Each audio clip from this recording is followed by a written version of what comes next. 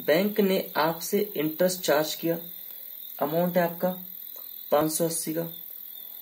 Okay, आप सारी rectification कीजिए, आपका आंसर सॉल्व। तो हमारा प्लस करना में 15,429, तो आपका हुआ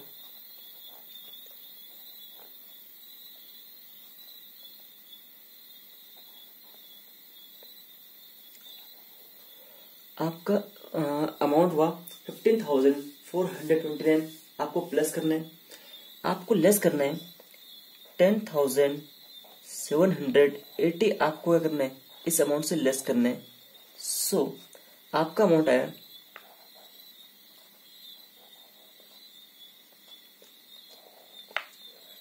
you will get the amount is 23,639। ये आपका क्या है, ओवरड्राफ्ट एज पर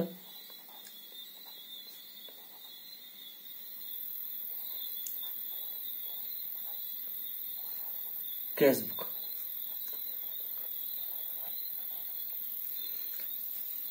question number 17,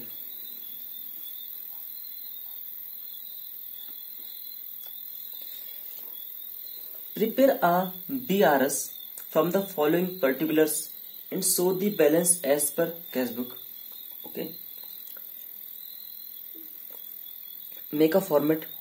You will write BRS as on.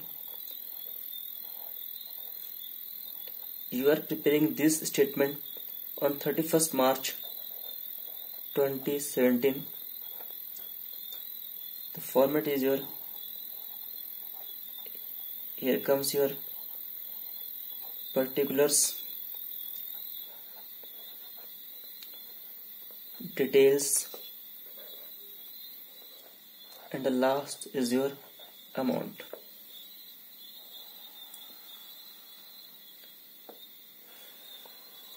Okay,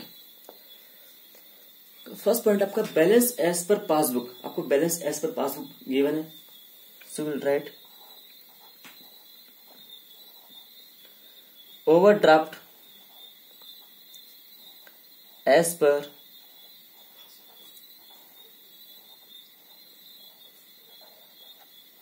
passbook, the amount is ₹20,000। Next point, interest on bank overdraft not entered in cash book.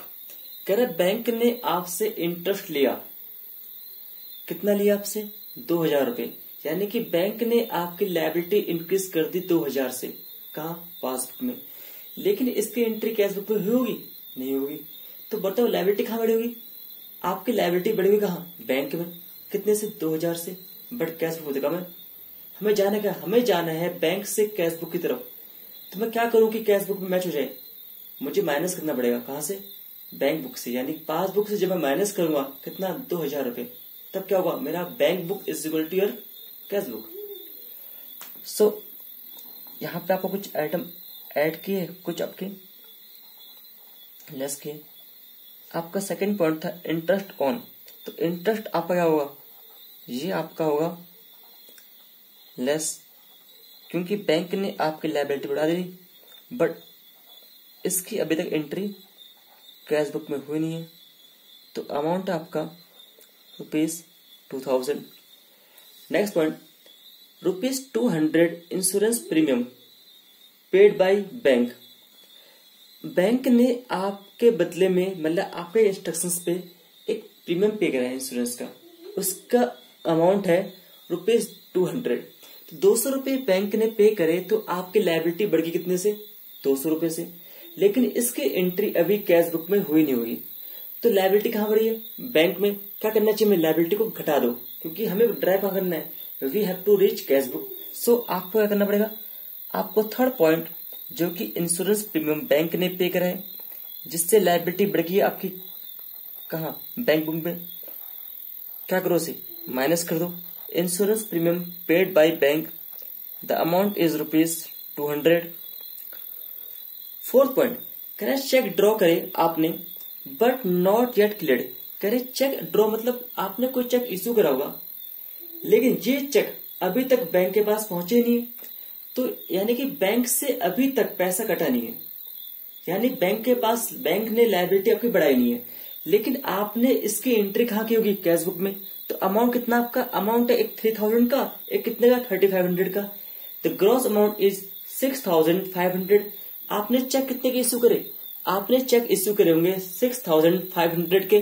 तो जब आपने check issue करे होंगे तो आपकी लायबिलिटी कितने से बढ़ गई होगी, 6500 से। सो integer liability.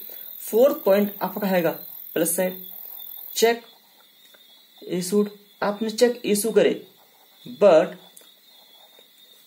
Not yet cleared, यानी कि बैंक ने अभी तक ये पैसा पेमेंट ही नहीं करी उनको।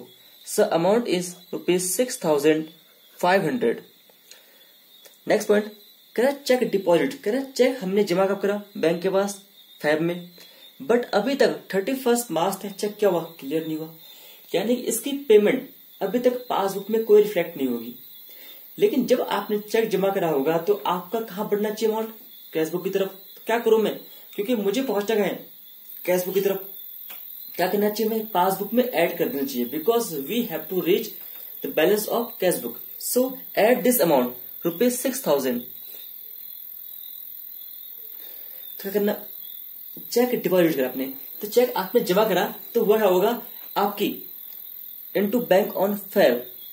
इससे आपकी क्या हुआ, लायबिलिटी, जब आपने चेक जमा करा हुआ आपकी लायबिलिटी घट गई होगी। कि चेक जमा करने से क्या हुआ, सपोज करो आपका नेगेटिव बैलेंस चल रहा 10,000 रुपए का, यानी कि बैंक को आपने बैंक को देने थे कितने, 10,000 रुपए, ठीक है। आपने चेक जमा करा कितने का, 6। उस चेक के जमा करने से हुआ क्या हुआ, आपकी लायबिलिटी घट गई, कितने 10 थे लायबिलिटी, 6 आपने चेक जमा करा, कितना बचा हुआ 4। यानी कि इस चेक को जमा करने से आपकी लायबिलिटी घट गई होगी, हमें क्या करना चाहिए, हटा देना चाहिए, क्योंकि हमें कैश बुक के बैलेंस तरफ पहुंचना है। तो आपका 4 पॉइंट क्या होगा, आपका लेस होगा, cheque deposit but not yet cleared. अभी तक चेक क्या हुआ, पास ही नहीं हुआ। So amount is 6000। कहता है wrongly debited by bank, bank ने आपको रॉन्गली डेबिट कर दिया, यानी कि बैंक ने 500 की लायबिलिटी और बढ़ा दी जबरदस्ती। अब क्या करें, क्या इसकी एंट्री कैश बुक में हुई होगी, इसकी एंट्री आपके कैश बुक में कहीं नहीं होगी। तो पासबुक में लायबिलिटी कितने से बढ़ी है, 500 से। क्या करना चाहिए, कैश बुक में लायबिलिटी हमें क्या करना है, माइनस करना पड़ेगा, because we have to reach cash balance. तो हमें करना चाहिए, माइनस करना चाहिए। आपका 6 पॉइंट क्या होगा, आपका माइनस, यानी कि wrong debit by bank, the amount is ₹500। आपका जो आइटम प्लस होने वाली है वो है 6500। So the gross amount will be 26,500। Now अब आप ऐड कीजिए कि आप पे कितनी आइटम लेस होने वाली है। तो 6 2 8, आपका अमाउंट होगा 8700, क्या होगा आपका, लेस होगा। आप इसे लेस कीजिए तो आपका अमाउंट है 17,800। ये बैलेंस क्या आपका, ये आपका बैलेंस है overdraft as per cash book.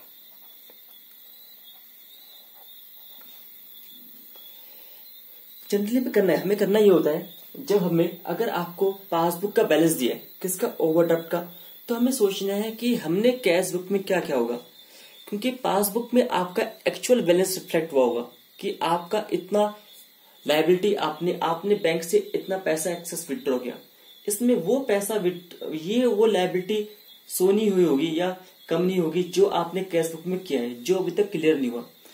तो आपको सोचना क्या है कि हमने कैश बुक में क्या किया होगा, किससे हमारी लायबिलिटी घटी होगी, किस ट्रांजेक्शन से, किससे बढ़ी होगी। दूसरा, कुछ ऐसी लेन देन जो होगी आपके बैंक में, जैसे आपका बैंक ने आपको इंटरेस्ट चार्ज किया होगा, बैंक चार्जेस लिए होंगे, या बैंक ने आपके बिहाफ में कोई पेमेंट की होगी, या हो सकता है कि बैंक ने कहीं से आपके लिए इंटरेस्ट लिया हो या डिविडेंड लिया हो, तो ये चीजें आपके रिफ्लेक्ट कॉमन नहीं है, यानी वो सब कॉमन चीजें जो आप पे कॉमन नहीं है, हमें करना उसका रिवर्स करना पड़ेगा। सो ये आपका टॉपिक था unfavourable balance of the passbook, यानी कि जब आपका ओवरड्राफ्ट का बैलेंस हो, किसका, पासबुक का, हमें कहां पहुंचना है, हमें पहुंचना है balance as per cash book. Okay, thank you.